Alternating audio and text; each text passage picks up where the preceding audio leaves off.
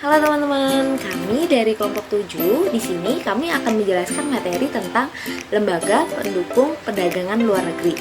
Adapun kelompok kami terdiri dari 3 orang. Yang pertama ada saya sendiri, nama saya Wayan Sri Devi dengan NPM 2018000877.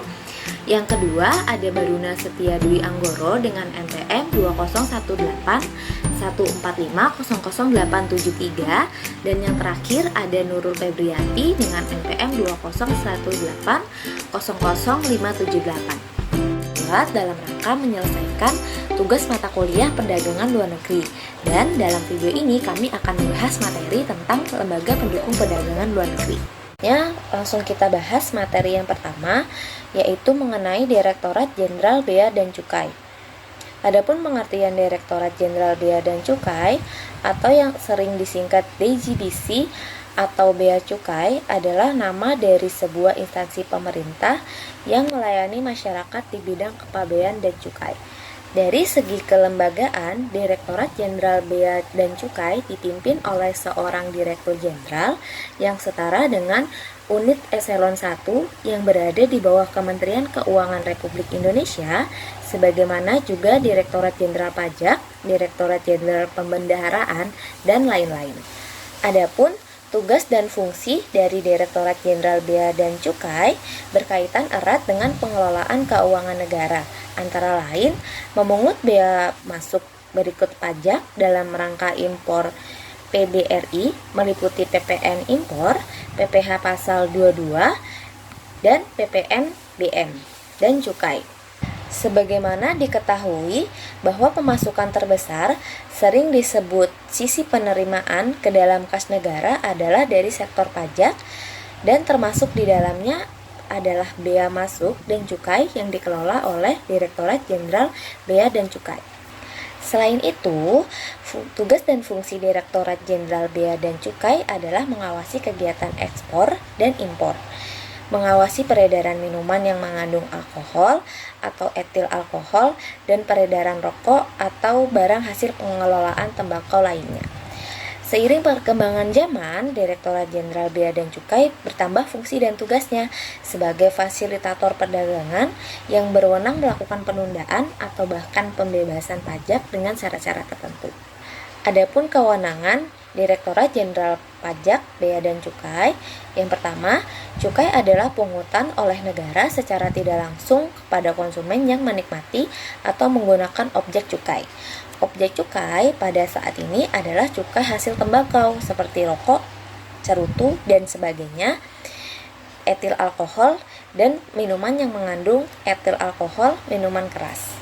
Yang kedua yaitu pabean. Pabean dalam bahasa Inggrisnya custom, dalam bahasa Belanda memiliki definisi yang dapat kita temukan dan hafal baik dalam Kamus Bahasa Indonesia ataupun Undang-Undang Kepabeanan.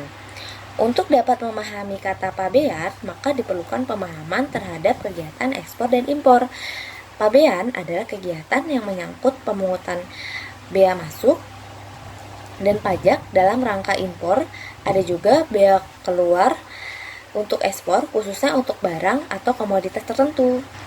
Adapun sistem yang digunakan oleh Direktorat Jenderal Bea dan Cukai, rencana kedepannya semua importasi akan diarahkan untuk menggunakan sistem ini karena pertimbangan keamanan dan efisiensi, sehingga bermunculan warung-warung EDI, semacam warnet khusus untuk mengurus importasi di sekitar pelabuhan yang akan membantu importir yang belum memiliki modul impor atau tidak secara online terhubung dengan sistem komputer Direktorat Jenderal Bea dan Cukai.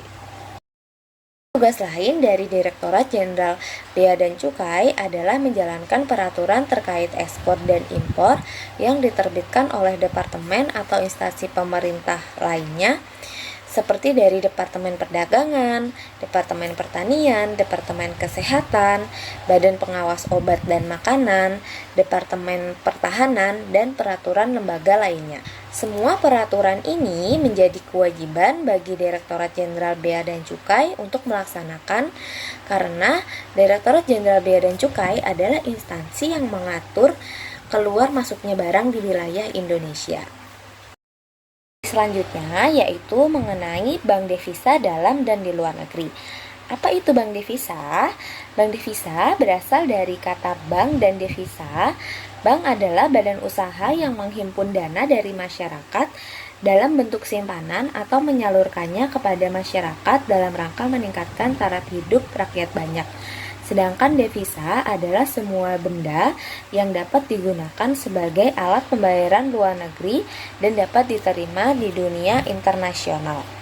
Bank devisa dapat menawarkan jasa-jasa bank yang berkaitan dengan mata uang asing tersebut, seperti transfer ke luar negeri, jual beli valuta asing, transaksi ekspor-impor, dan jasa-jasa valuta asing lainnya.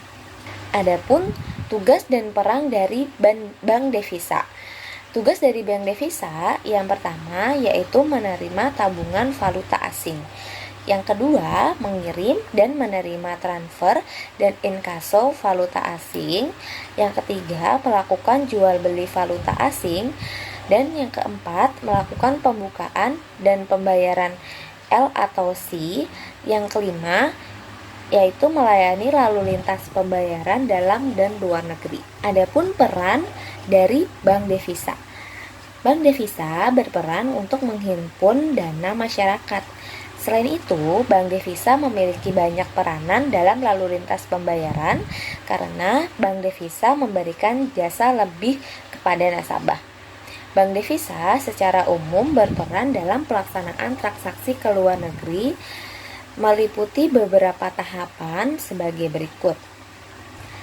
Yang pertama, yaitu importir mengajukan permohonan kepada bank pembuka L atau C sebelum melakukan transaksi kepada eksportir. Yang kedua, bank L atau C membuka L atau C di tempat eksportir. Yang ketiga, advising bank meneruskan L atau C tersebut. Yang keempat, eksportir mempersiapkan barang-barang yang akan dikirim. Dan yang terakhir yaitu penerimaan dokumen atas pengiriman. Adapun sumber dana yang didapatkan oleh bank devisa, yang pertama yaitu dari transaksi perdagangan ekspor, baik dari hasil ekspor barang dan jasa. Yang kedua, hasil dari penanaman modal di luar negeri. Yang ketiga, yaitu penghasilan dari tenaga kerja Indonesia dari luar negeri.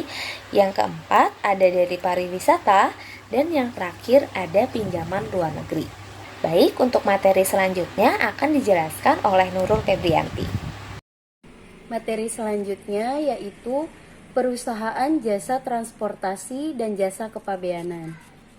Perusahaan jasa transportasi adalah badan usaha yang menangani pengurusan transportasi yang meliputi pengumpulan muatan, melakukan pengepakan, dan mengurus dokumen pengangkutan.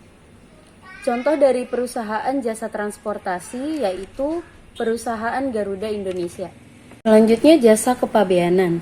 Jasa kepabeanan adalah badan usaha yang menyediakan pengurusan terkait formalitas kepabeanan yang harus disertai izin atau pengusahaan dari bea dan cukai. Adapun jasa dari kepabeanan yaitu yang bertugas untuk mengurus tiap barang impor yang wajib membayar pajak bea masuk. Impor adalah kegiatan memasukkan barang ke dalam daerah pabean. Bea masuk adalah pungutan negara berdasarkan undang-undang yang dikenakan terhadap barang yang diimpor. Materi selanjutnya adalah perusahaan pengangkutan. Perusahaan pengangkutan adalah perusahaan yang memiliki dan mengoperasikan alat-alat pengangkutan seperti kapal laut, pesawat, atau kereta api. Pengangkutan dari kata angkut yang artinya mengangkut atau membawa. Dalam kamus hukum, tercantum bahwa pengangkutan adalah perjanjian timbal balik antara pengangkut dengan pengirim, di mana pengangkut mengikat diri untuk menyelenggarakan pengangkutan barang dan atau barang dari suatu tempat ke tempat tujuan tertentu dengan selamat. Sedangkan pengirim mengikatkan diri untuk membayar uang angkutan seiring dengan perkembangan zaman. Sedangkan pengirim mengikatkan diri untuk membayar uang angkutan barang. Dengan perkembangan zaman, transportasi mengalami perkembangan yang sangat pesat. Di antaranya pasti kalian sudah tahu kan, misalnya itu seperti Gojek dan beberapa jenis transportasi online lainnya. Lembaga pendukung perlindungan luar negeri.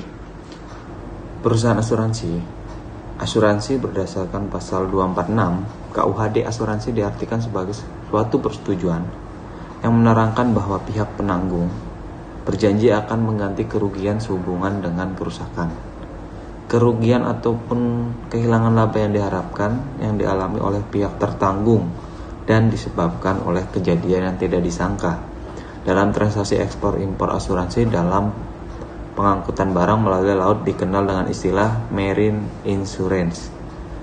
Dari sudut pandang importir, ia berkepentingan agar barang-barang tersebut diasuransikan terhadap kehilangan atau kerusakan, dan ini dapat terjadi pada saat barang-barang tersebut disimpan dalam gudang menunggu pengapalan atau pada saat pemindahan barang-barang. Di sebuah sales kontrak atau eksportir dan importir, biasanya ditegaskan apakah harga barang-barang yang ditawarkan sudah termasuk biaya asuransi.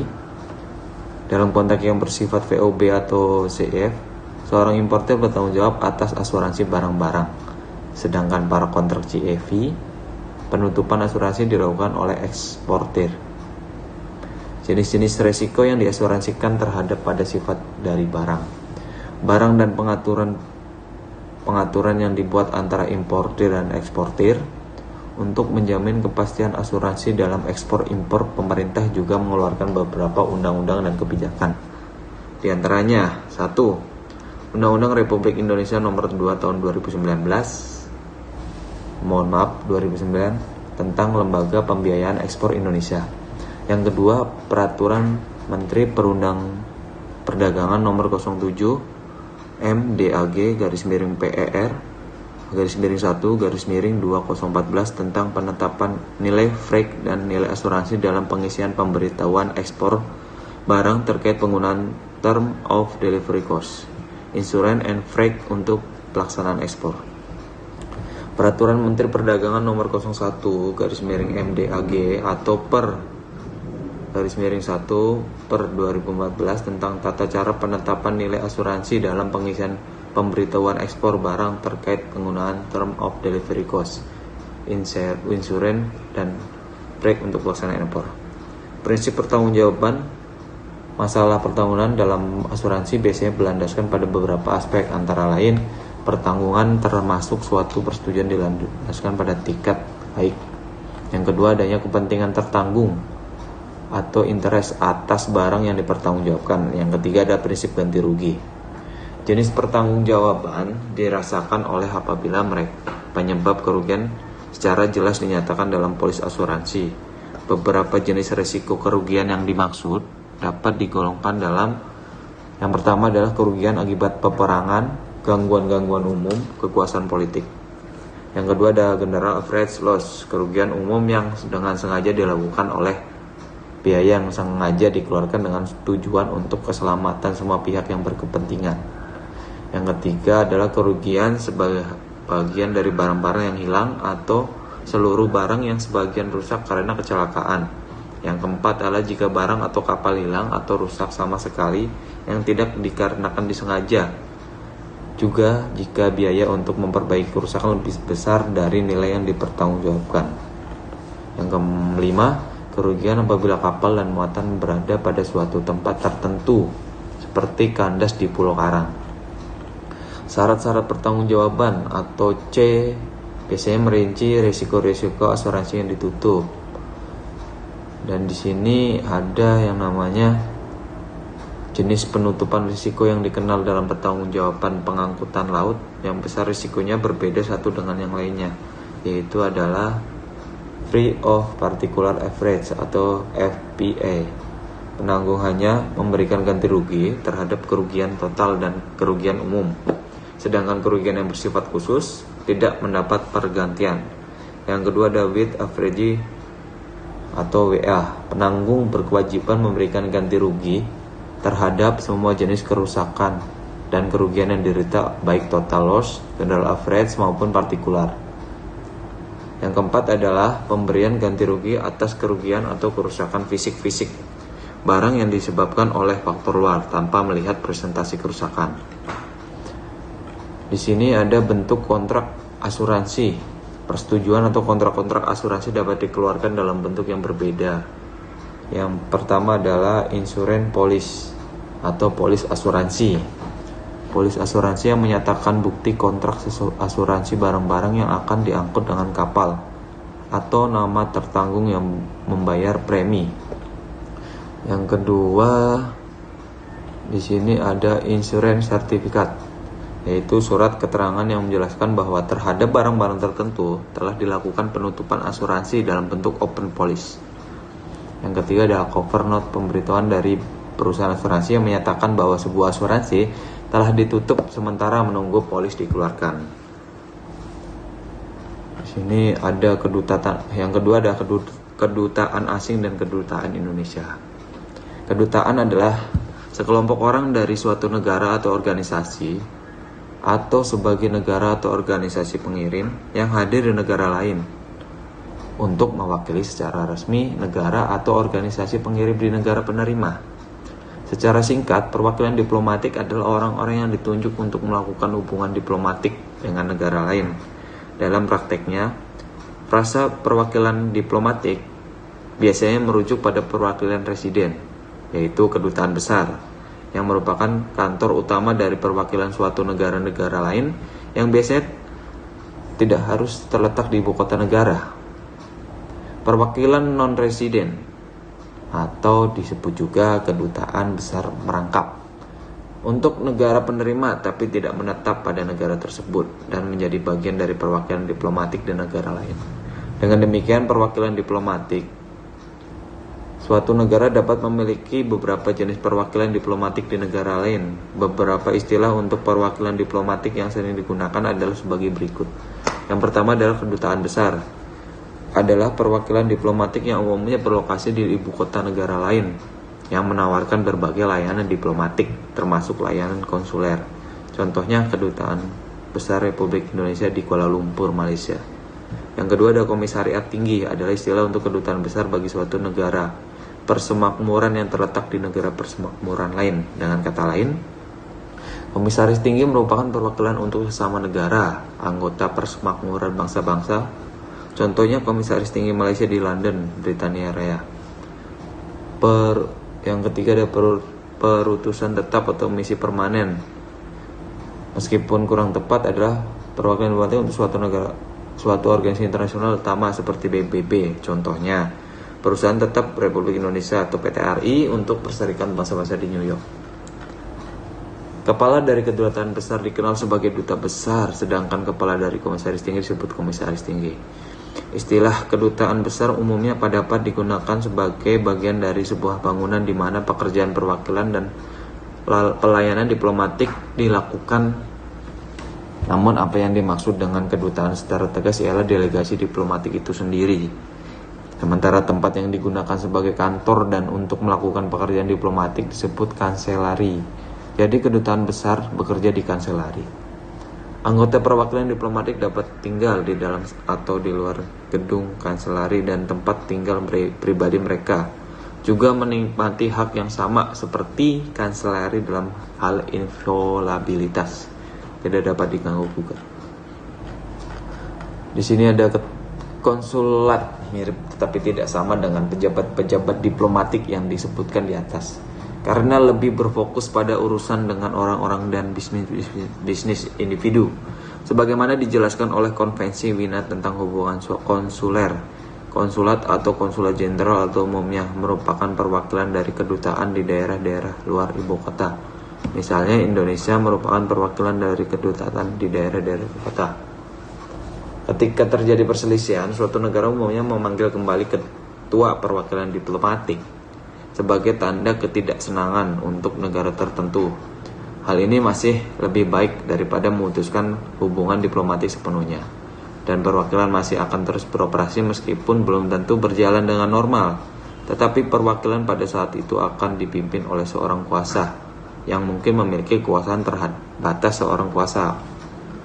Selama kekosongan jabatan antara akhir masa jabatan suatu kepala perwakilan dan awal masa jabatan untuk kepala perwakilan yang baru. Terima kasih atas atensinya.